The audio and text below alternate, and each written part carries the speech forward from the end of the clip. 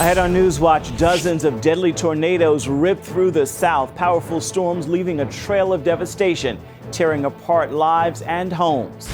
Plus, President Trump begins his first week in office. What's top on his agenda and what he already has accomplished over the weekend. And Melania's mission, how the new First Lady plans to fight to make a difference in America.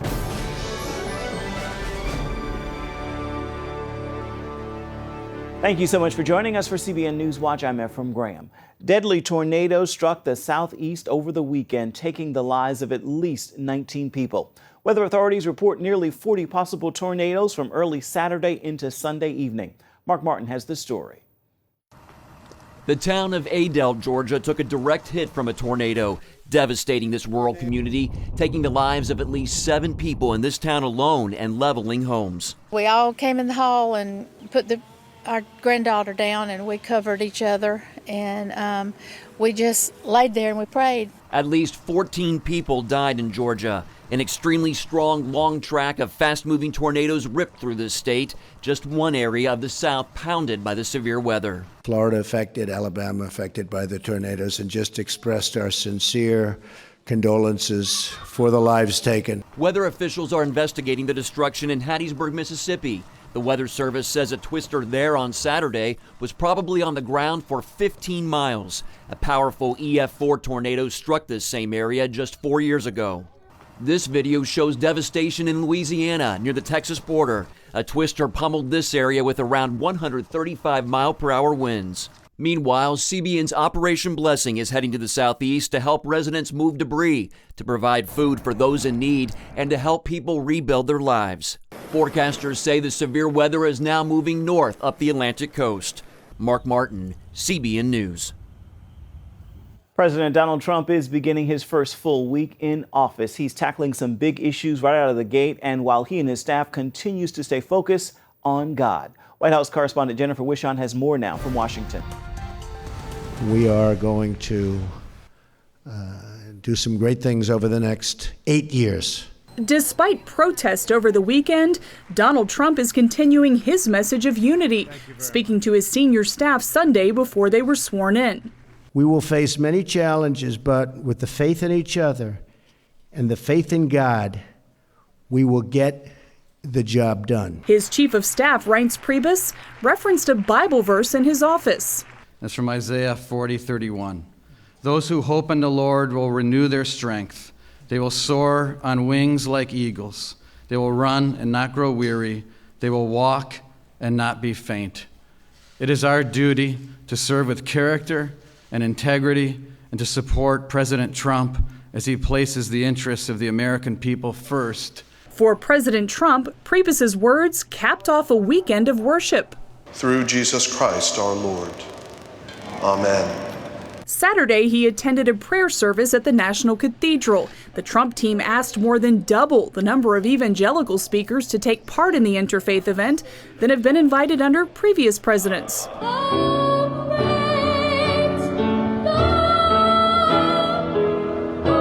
First Lady Melania Trump was moved to tears while listening to a performance of the hymn, How Great Thou Art.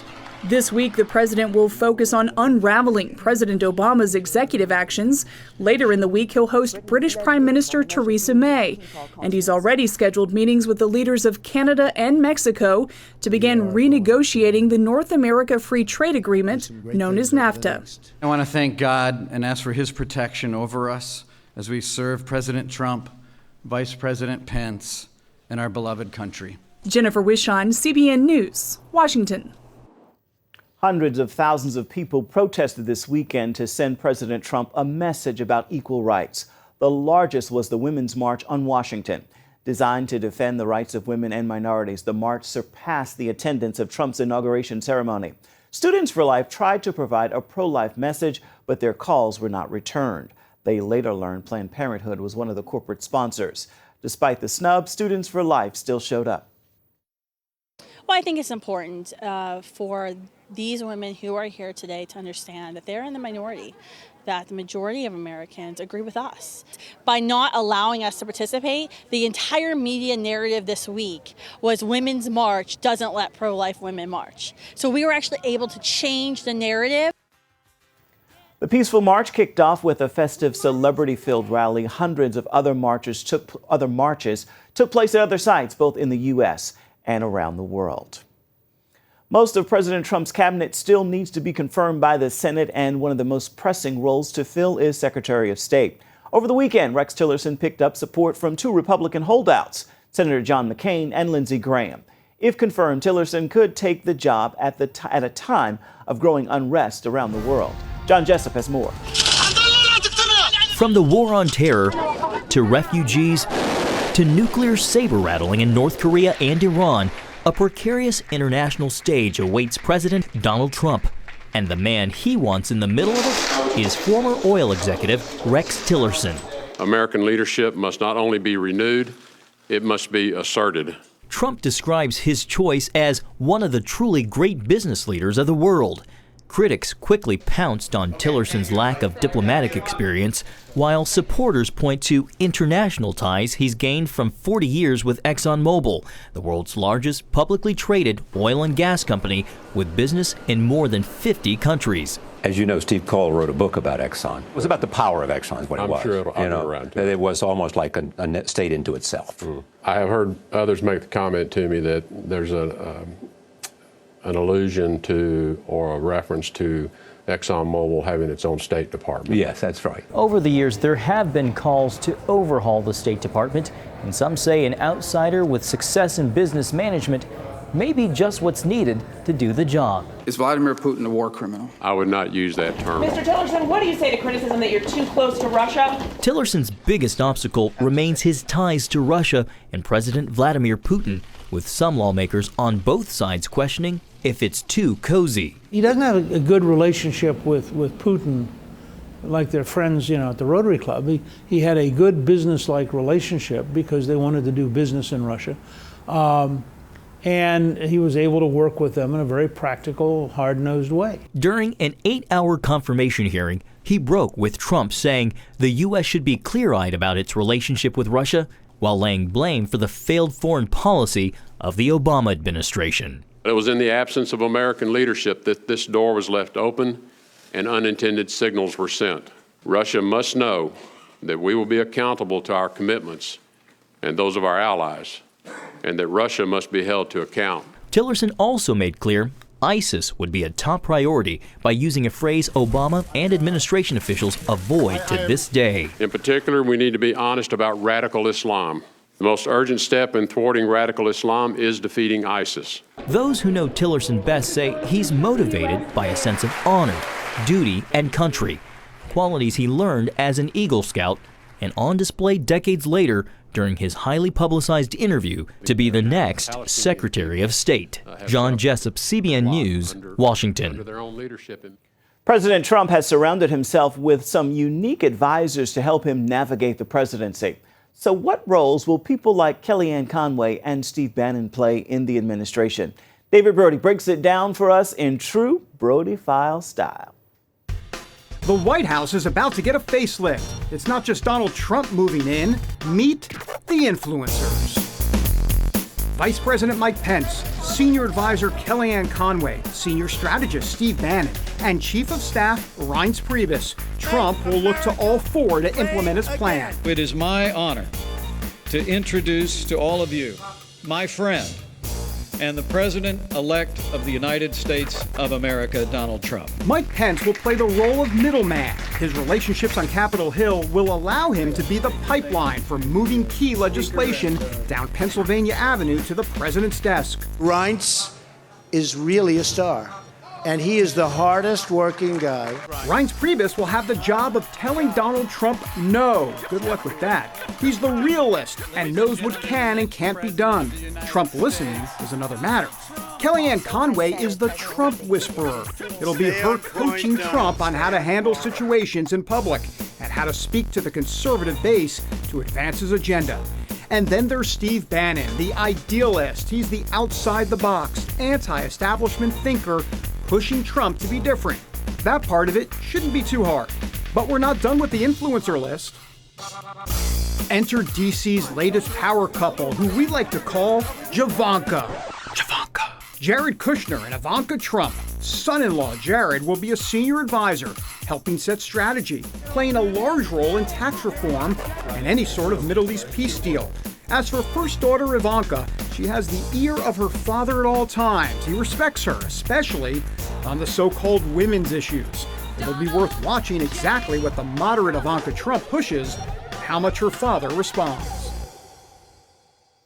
Israeli Prime Minister Benjamin Netanyahu has delayed a vote on a proposal to annex one of the West Bank's largest settlements. It's because he's trying to coordinate his policies with President Trump. This comes after a rocky relationship with President Obama, who recently allowed the United Nations to condemn Jewish settlements as illegal. Trump and Netanyahu spoke by phone Sunday. Netanyahu tweeting, "It was, quote, a very warm conversation," and the two leaders discussed issues from Iran to the peace process. Meanwhile, President Trump has invited Netanyahu to visit him in Washington. This comes as rumors increase the White House may soon announce plans to move the U.S. Embassy to Jerusalem. CBN Middle East Bureau Chief Chris Mitchell has the story. Trump invited Netanyahu to visit sometime in February during a phone call on Sunday between the two leaders. A statement from Washington said they had discussed ways to advance and strengthen the U.S.-Israel special relationship and security and stability in the Middle East. Netanyahu's office described the conversation as warm. The statements from both sides said they had discussed Iran. Absent from both statements was any mention of moving the U.S. Embassy from Tel Aviv to Jerusalem. Earlier in the day, an Israeli television journalist tweeted that he had been told Washington would announce the move on Monday. But White House spokesman Sean Spicer said in a statement that they are at the very beginning stages of even discussing this subject. Jerusalem Mayor Nir Barkat said he applauded Trump and said it sent a clear message to the world that the U.S. recognizes Jerusalem as the indivisible capital of the State of Israel. The Israeli government breathed a sigh of relief following the inauguration. Now the waiting game continues to see how Trump will follow through on his pledges. Chris Mitchell, CBN News, Jerusalem. An 85-year-old Medal of Honor winning Army chaplain has died. Charlie Lightke rescued more than 20 wounded men in Vietnam despite his injuries after coming under intense fire from an enemy battalion. He gave back his Medal of Honor after becoming a peace activist. He was 85. Still to come, President Trump wants to target government overreach at the Environmental Protection Agency. But will his nominee be able to clear the Senate?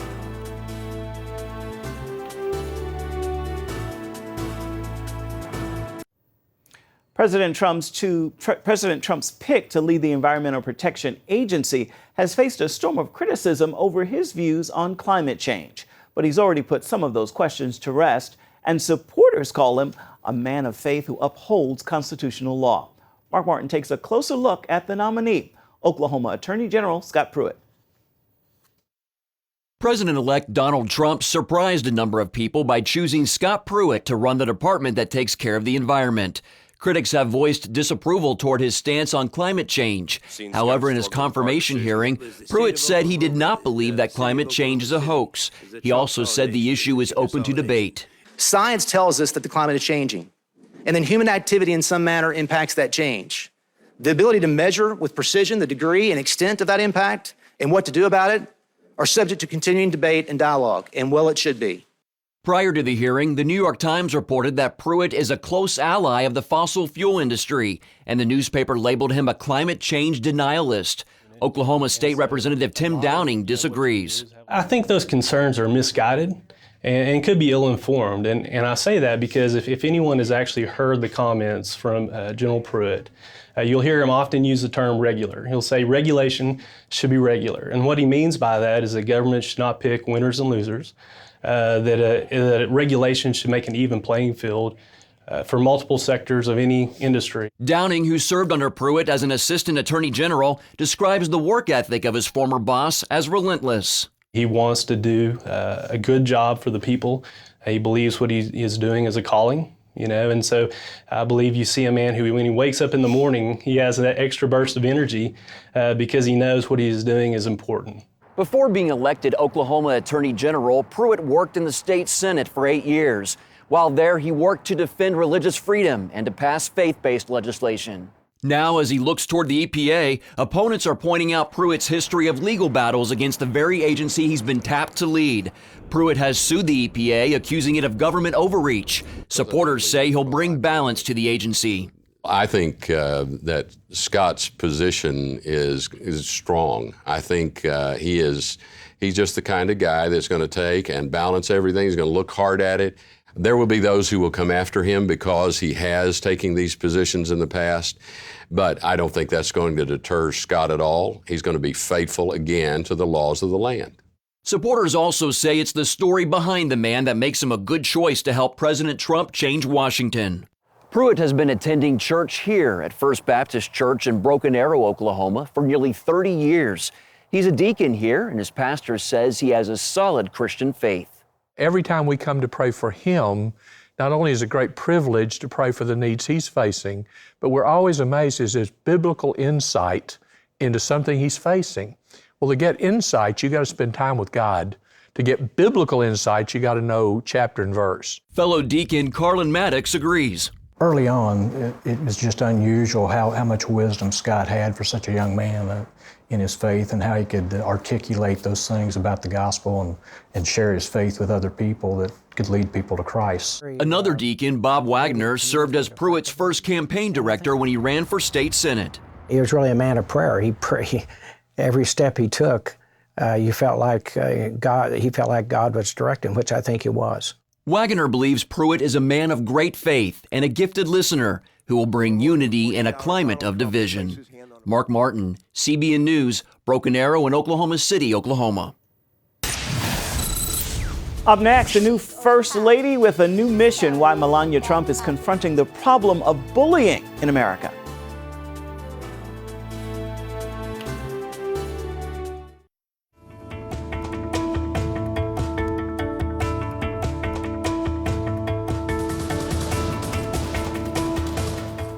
The First Lady plays an important role in any White House. We saw Michelle Obama take on childhood obesity, and Laura Bush was a champion of education. So what will Melania Trump's mission be? As Charlene Aaron reports, many believe she plans on taking on cyberbullying. This past November, 18-year-old Brandy Vela of Texas shot herself in front of her parents and other members of her family. The reason? Anonymous bullies used messaging apps to torment her nonstop about her weight. Online bullying, also known as cyberbullying, is when a child is threatened, harassed, intimidated, or embarrassed via the internet or other electronic device. It's an issue that Melania Trump pledged to focus on if her husband became president. Our culture has gotten too mean and too rough, especially to children and teenagers. It is never okay when a 12-year-old girl or boy is mocked, bullied, or attacked. It is terrible when that happens on the playground, and it is absolutely unacceptable when it's done by someone with no name hiding on the internet. We must find better ways to honor and support the basic goodness of our children, especially in social media. It will be one of the main focuses of my work if I'm privileged enough to become your First Lady. Dr. Linda Mental says today's bullies often work in groups, focusing their attacks online. I was really surprised when I looked and saw that every day 160,000 students across the country are afraid to go to school and aren't going to school because of cyberbullying and bullying in the school. I love the fact that Melania Trump is stepping up and has chosen cyberbullying as her platform issue. Donna Rice Hughes is president of Enough is Enough, a group trying to make the internet safer for kids. Bullying is happening 24/7 because of the technology. So the bullying follows that child, whether they're at home, they're at school, or wherever they are. So it's very hard to break away from it, and therefore it can become very overwhelming. Critics say social media platforms and companies don't do enough to deal with the problem. A 2011 study found that 1 million kids were bullied on Facebook alone. Abuse is also prolific on Twitter, which has pledged to do more, including improving tools that allow users to mute, block, and report offenders. Sadly, says Mental, most school anti-bullying programs don't work, pointing to a study from the University of Texas in Arlington. What they found is that bullying actually gets worse when they do the campaign because the students are now aware of it. They find other ways to do it. They're kind of challenged by it. And so bullying actually increases. Rice and Mental agree that parents must also play a role in combating the problem. Teach your children, if someone's mean to you, don't lash back. Try to take the high road. Parenting is a big part of this, where we have to have parents who are there, concerned, teaching their kids at home, challenging their kids when they say something disrespectful, when they don't treat one another with kindness, and really helping their kids develop more pro-social kinds of skills. A cause the new First Lady hopes to champion. We must come together as Americans. We must treat each other with respect and kindness, even when we disagree. Charlene Aaron, CBN News. Comedian Chonda Pierce is known for making people laugh, but this weekend she was trending on Facebook for some posts she posted from fans about the Women's March in Washington that got a lot of attention. The post expressed some concern for the reasons and motivations for attending the march. One post says, "I am not a disgrace to women because I don't support the Women's March. I do not feel I'm a second-class citizen because I'm a woman. I do not feel my voice is not heard because I'm a woman." That post was written by a woman named Holly Weber Parker, and since being posted on Pierce's page, it's been shared more than 100,000 times. Pierce was in D.C. this weekend performing at an inaugural ball. She faced backlash for the event, but in an exclusive interview with CBN News, she told us she was honored to be invited. I have been in countries where women are not allowed to do that, where they are not allowed to have their faces in public. And so, as a woman, to get invited to the crown jewel of our democracy and to say no, I just think that's just not, my grandmother would flip in her grave. Now, to see that full performance, you can simply log on to cbnnews.com. That is going to do it for this edition of CBN NewsWatch. Remember, you can find more of our exclusive coverage of the issues you care most about at cbnnews.com. Make this a marvelous Monday. We'll see you right back here tomorrow.